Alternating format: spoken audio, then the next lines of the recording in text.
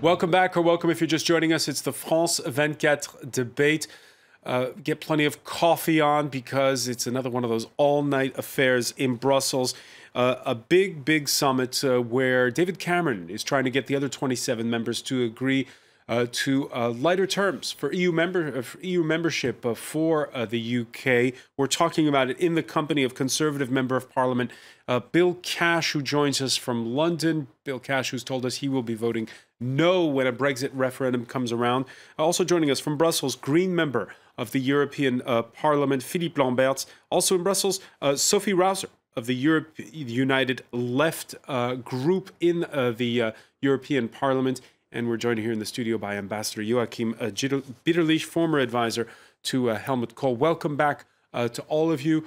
Before the break, we were discussing these fine points of what has been put forth by David Cameron at this summit. Ambassador Bitterlich, you made the point that David Cameron would be having a much easier time right now in Brussels if he had simply stuck to that one issue of benefits for EU workers who are in the UK.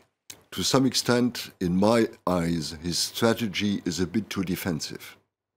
I would have gone for, if he wants to be clear, to get back the opt-out on social affairs that John Major had been negotiating in '91 in Maastricht.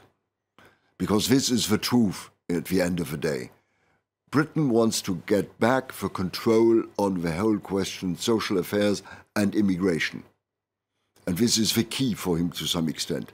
The whole rest, in my eyes, when you look at this package, is to some extent window dressing. Beside one question where I have certain fears, it's on the droit de regard or the control of the Eurozone from Britain. There I understand totally what François Hollande is telling us. The whole rest is okay, but in the end, in my eyes, this debate will not be decisive in any way about the outcome of a British referendum. Now, Philippe Lamberts, let me ask you something, because after we come up with a final communique, and you were saying there might be a deal that comes up over the next 2 days in Brussels, what will then happen before the European Parliament? Will this be voted upon? And if so, will that vote be binding?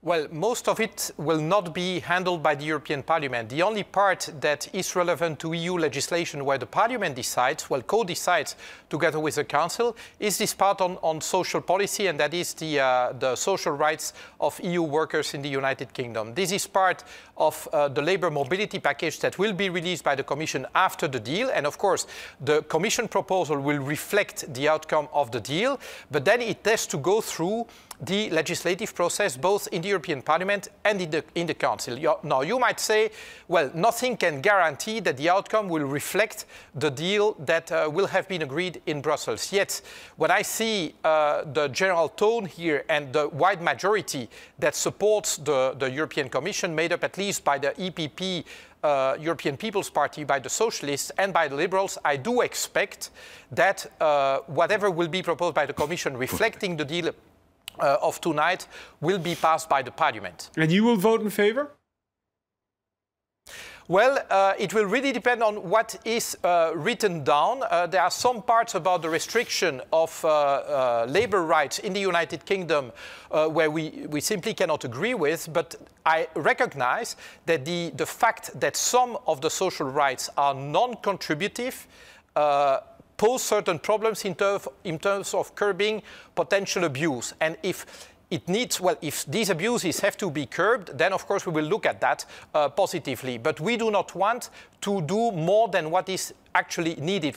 We do not want to put massive restriction on the rights of EU workers to work freely wherever they like and to enjoy the same rights as the national workers in the various member states where they go. And by the way, never forget that the British workers working in different parts of the European Union also enjoy social rights in those countries. So it's a two-way street. Sophie Rouser, do you agree? Hmm? Well, more or less, only on one tiny element, that if I would be an MEP, I wouldn't vote in favor of that agreement, whatever part it is, because the whole point is this very neoliberal, once again, agreement that Merkel is ready to make with Cameron. That's the most general idea, and as Philippe Lambert said, for the rest, we also need to take into account the fact that there's a lot of UK residents also in Europe. For example, in France, we are covering through the social security, granting rights to UK citizens 3 times more than the French resident in the NHS system in UK. So this is it could come up a lot of different issues if there was a real Brexit. Bill Cash, what message do you have for UK citizens who live in places like France and Spain? Well, quite frankly, I've said at the beginning, when I first came on the programme, that this is about immigration numbers. It's not about whittling down to some fairly minor question about the benefits issue of in work. And that's really the issue that is being discussed now. People were quite... I mean, a 4-year wait on benefits is a minor point? Well, it's comparatively, we're talking about measures of proportionality here. This issue about the in-work benefits issue is not about restraining the number of people that we've now had the latest figures which show that there are now 2 million immigrants in the United Kingdom who've come in through the freedom of movement arrangements. And if we were to leave the European Union, although I have to say I'm not against immigration as a whole, but it's the sheer numbers. And what we're saying is that, at least those like myself, that we would have our own immigration laws. We wouldn't be affected by any of the existing laws or the human rights laws that are attached to them, because that is the problem.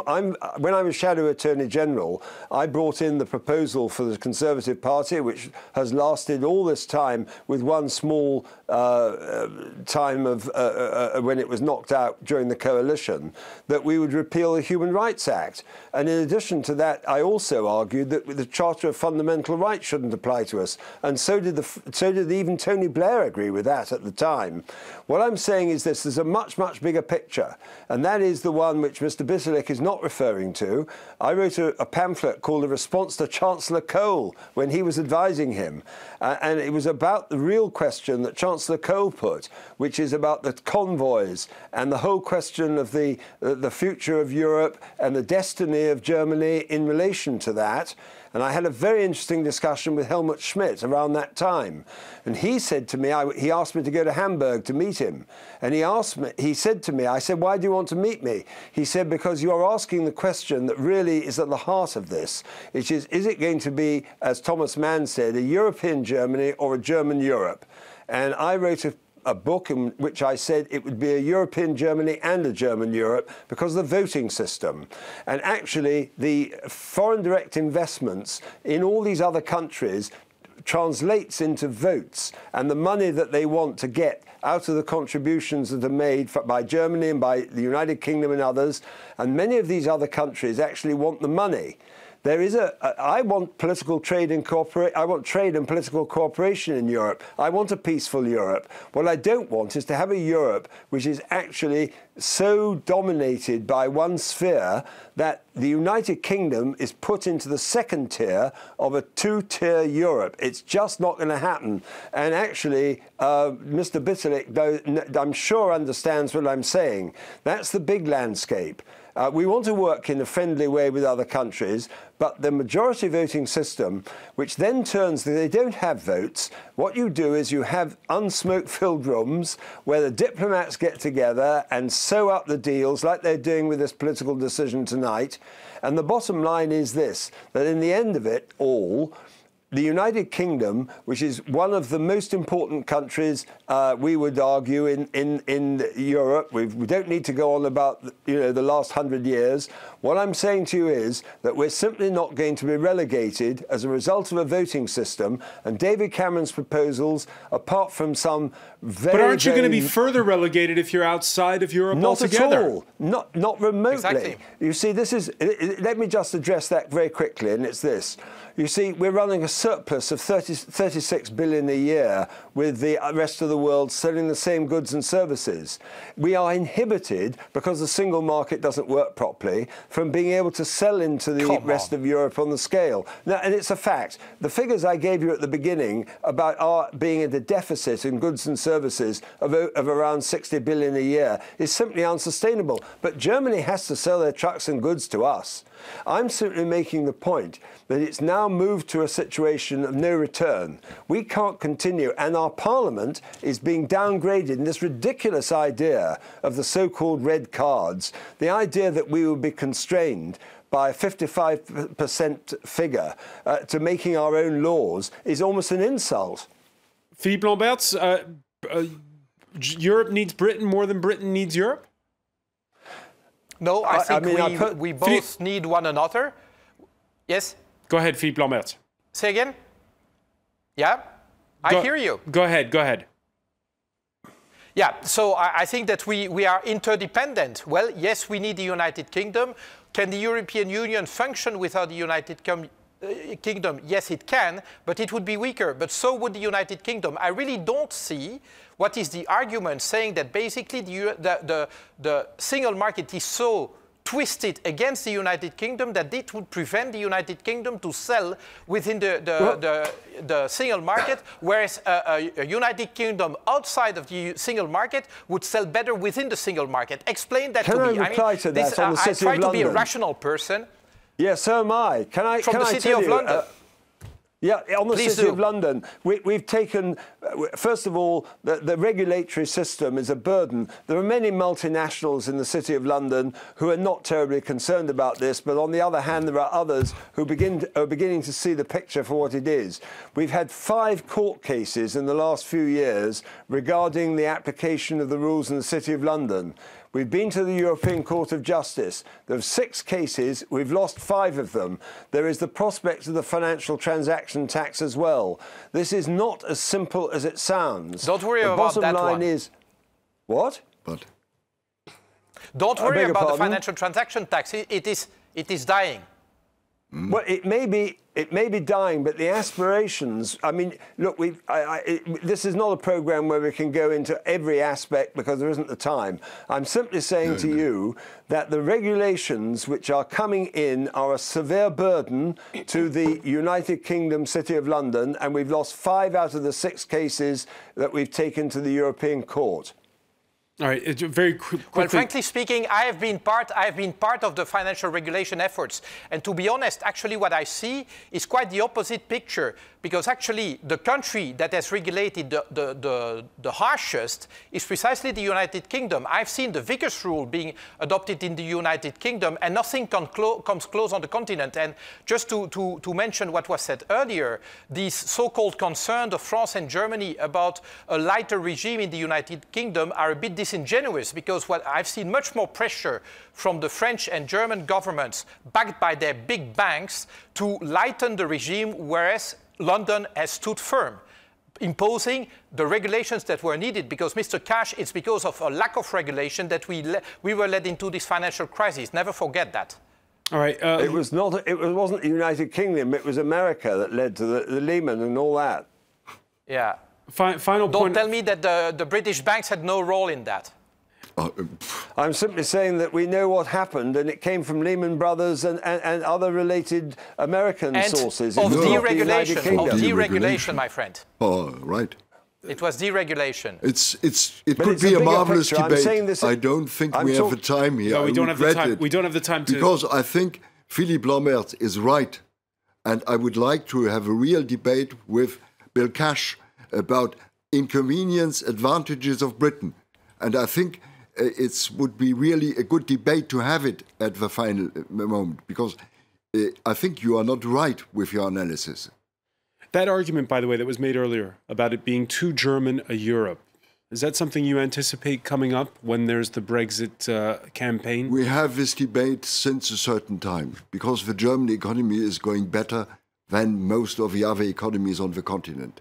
It's a certain debate, And it's true, the Germans argue about certain affairs. But if you look at the situation as a whole, it's much more in a balance than you think.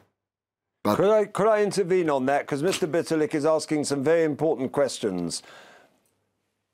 Just very briefly, because we're really running short on time, and there's something else. Yeah, could I be very brief? If you look at the Stability and Growth Pact, 2003-4, Germany broke it, nobody took any notice. The Italians are having the most terrible time at the moment. There is absolutely no way that Germany is going to allow a change to help the Italians on what we're seeing at the moment. Look at what happened to Greece. I'm not saying the Greece are perfect by any means, but look at that. Look at the fact that the Portuguese were not even supposed to have their government as elected. And look at the immigration issue and the opening of the doors by Angela Merkel and tearing up of the Dublin Agreement. And Britain is not a very loyal member in financial affairs, I regret. All I can say is that as far as the balance of power in Europe is concerned, it has shifted too decisively in one direction. And that brings us to the continent, perhaps. And that brings us to the other topic, which is, of course, occupying the minds at the summit, and Bill Cash touched upon it a minute ago, and that is the issue of the migrant crisis and how it's impacting the Brexit talks. Let me bring you in on this. Sophie Rauser, how do you see one issue affecting the other? Just to come back a bit to the debate before, sorry because I couldn't intervene in that ping pong discussion, but definitely the EU needs Britain more than Great Britain needs the EU, that's for sure. But the debate is not so much about the economy here, because in fact, they do agree on most of the thing, and they will, in the end at least, agree on most of the thing, which is dereglementation. There's no problem with this for Brussels, no problem at all. Look at the draft. Did you have a look at the draft? The refit program is something Cameron wanted since a while now, and that Merkel is very willing to concede. The red tape issues. So on this scale, we are not so much on an economy debate. I'm not even discussing the fact that but let me ask you, Sophie, because we're running short on time. Better inside the Sophie EU, Rauser, but it's a sovereignty debate here. And let me ask you, which is a bigger existential threat for Europe, the migrant crisis or Britain perhaps leaving? Well, first, the migrants are not a threat, so because I think we should be very careful of the words we are using here. The migrant crisis, if we would really have a political will to deal with this situation, could actually be an opportunity for most of our economies and our countries. I mean, there's a lot of skills. First, we should try to find a way to welcome that people with good social rights and protection. Of course, the idea is in one day that they could come back to their home countries, but with all the intervention that Western countries have been doing so far in Syria and so on, I mean, this chaos is going to last for quite a while. So we need to act right now to find quite a permanent solution for welcoming the migrants. All right, reaction. This is not a wave or an invasion of migrants that we're dealing with here. I mean, in the history of our continent, there have been other situations. Who's speaking? I was going to say, just reactions coming in. Peter on Twitter, the EU could solve the refugee crisis if it created a comprehensive plan to verify and spread the cost across all member states. Of course, that is a big bone of contention right now, and it's putting the EU to the test. Is this one issue, Bill Cash, where Britain is going to have to agree with Europe, and it's better to be inside the European Union to deal with it than all by yourself? No, I'm sorry, I don't agree with that at all. The scale of the number of people that are coming in is now creating a situation where, as I said in the House of Commons the other day, there's almost more barbed wire in Europe now than there was during the Cold War. And the truth is that it's causing enormous dislocation. The Danes and the Swedes are introducing visa arrangements. Once a person comes in and they've got the visa and the travel documents, they can travel through Germany. They may not stay there. And by the way, I don't buy the argument that this was just done out of compassion. There are economic reasons why Germany was anxious to have more people because of their declining population and various other factors. The truth is that the scale of the immigration is a massive issue. And I've argued consistently in the national parliamentary committees of the European Union for that. Because I'm... Joachim Wiederl is shaking his head, but we're running out of time, so I'm going to put it to Philippe. I'm just going to put it to Philippe. I'm just going to put it to Philippe Lamberts at this point. For you, which is the bigger existential threat for the EU? The crisis with the refugees and migrants, or Britain leaving? Well, Britain leaving would be a severe blow, but frankly speaking, if we are unable to solve the refugee crisis, then we are in big trouble. Basically, yes, it's true that Chancellor Merkel took a position without consulting with the other heads of states and governments, but she took the right decision because it's a matter of responsibility towards people who are fleeing war zones. So, is it fair to just leave Turkey, Jordan and Lebanon dealing with millions of refugees? I say no. But now, if all the other member states are turning their backs on Germany, when France, I mean, of all countries, the country of liberté, égalité, fraternité is saying, the only thing I'm willing to do is taking 30,000 refugees on board. That is basically what came into Germany in 2 or 3 days at the height of the wave. Frankly speaking, I find this a total lack of solidarity. And this is what we are witnessing at the moment. It's actually everyone on his own. We've witnessed that in many occasions, and the refugee crisis reveals that very bluntly. And so I think it's in everyone's interest that we find a common solution to that. Because those who think that it is possible to build walls thick or high enough to prevent people coming in are deeply mistaken. If people are fleeing war zones, they will find their way in. And so we better manage that than be managed or be basically submerged by that. So we have to manage it. Philippe Lamberts and Sophie Rauser in Brussels, many thanks for joining us. So I want to thank as well Bill Cash in London, Joachim Wiederl. Thank you for being with us. Stay with us. Our Media Watch segment is next.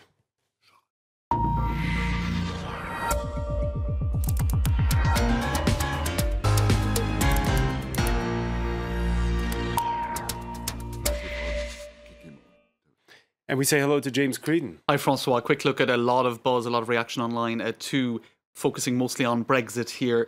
While the photos might indicate a friendly conversation between David Cameron and Martin Schulz in Brussels, in tweet form you can tell that the tensions are quite high. Tackling concerns of the EU shouldn't turn into an opportunity for other member states to start rolling out lists of backdoor treaty changes. Of course, what the European Parliament is worried about is renegotiating the treaties. It won't just become a problem with the UK, it'll become a problem with other countries as well, and that this is a Pandora's box of sorts.